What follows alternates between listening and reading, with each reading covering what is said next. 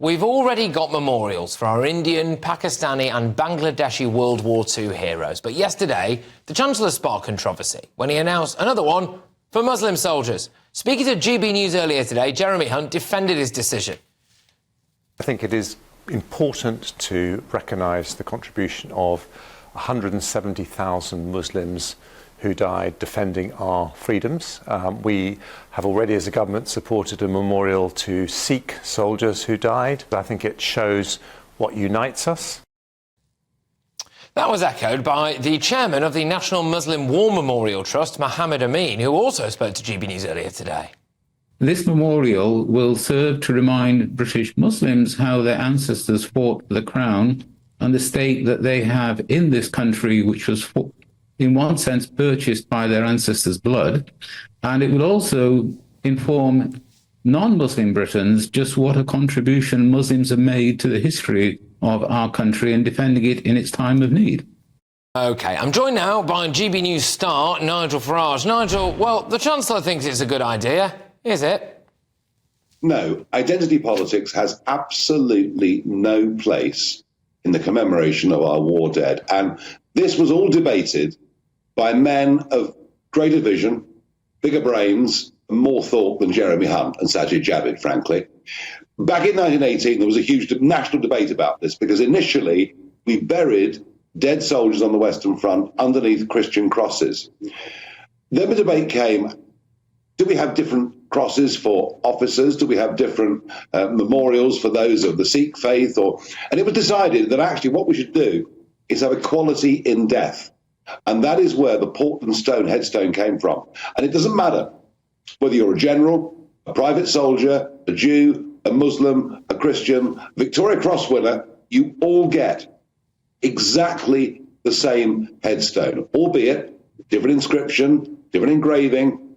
And in every cemetery you go to in France from both wars, at the front, there is a Christian cross because the majority of people there were Christian. At the back, there is what's called the Stone of Remembrance, and carved into it is for those of all faiths and none.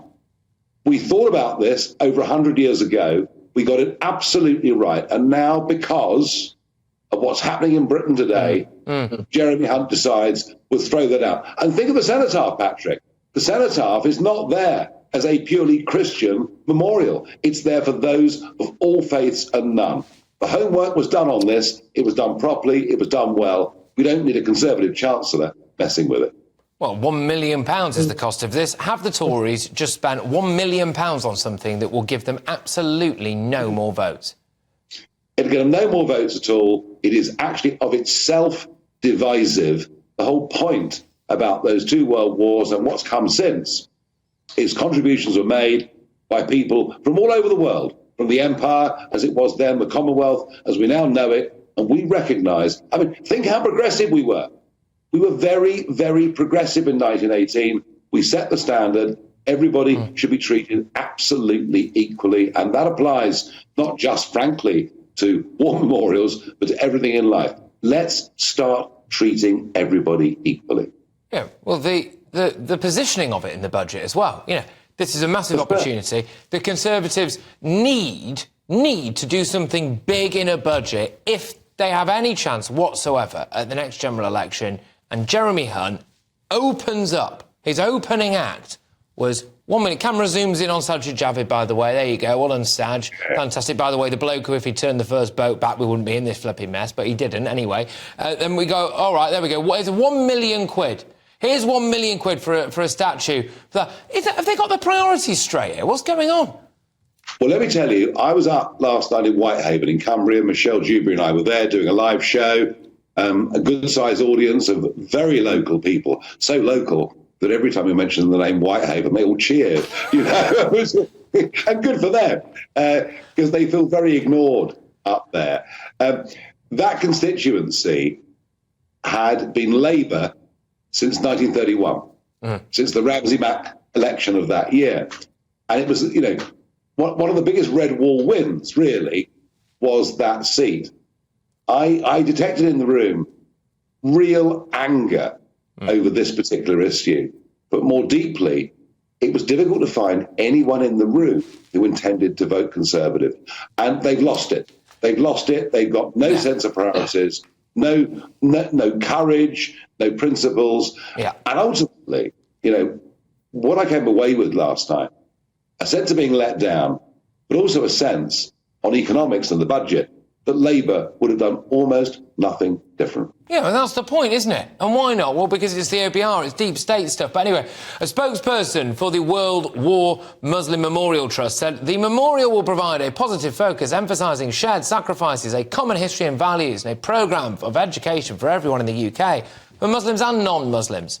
The memorial will be a physical reminder of how people of all faiths have, in the past, made an impact working together and can continue to do so despite the challenges that divide us in our society. Now, Nigel, second story, OK? So, the United Nations experts, I've got to look into some of these experts, by the way. One of them is a Jordanian civil servant, but anyway, we'll leave that there. Experts are demanding Britain repatriates ISIS bride Shamima Begum, claiming she was the victim of sexual exploitation. That's despite the Court of Appeal rejecting Begum's attempt to get her British citizenship back just weeks ago. And speaking exclusively to me on this programme last night, former Home Secretary Priti Patel slammed the UN. UN are wrong on this, basically, and the UN should not be getting involved in what is a very domestic case of the United Kingdom. Every Home Secretary, my predecessors, and those, I guess, that have followed me since have been very clear on this. That case is closed as far as we're concerned, and the evidence against it is so substantial. Nigel, your message to the UN? I am now thinking the same way about the UN and indeed the World Health Organization as I was about the EU. They are massively overstepping their remit. The idea about the UN was to get us together as countries to cooperate and have a forum. For them to try and dictate to us what we should do with Shamima Begum, or frankly anybody else, is way, way beyond anything any of us have ever signed up to. And ultimately, this comes back to the old question of sovereignty.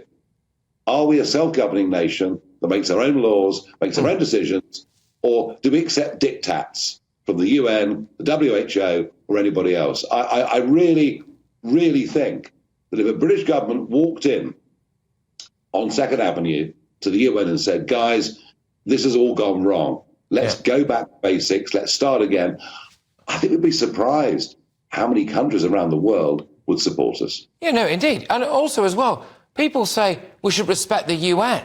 But I'm going to sound a bit like George Galloway here when he's talking about Rishi Sunak, like who's Moses, like he's just come down with these tablets. But there is a point in that. I mean, 2 out of the 3 special rapporteurs for the United Nations who've written this report, one's a Gambian lawyer, right, and the other one is a Jordanian civil servant. So, no, that changes everything then. That absolutely. Why are these people dictating to us? Well, that's globalism. The post-war settlement was done because of the horrors of what happened in World War II.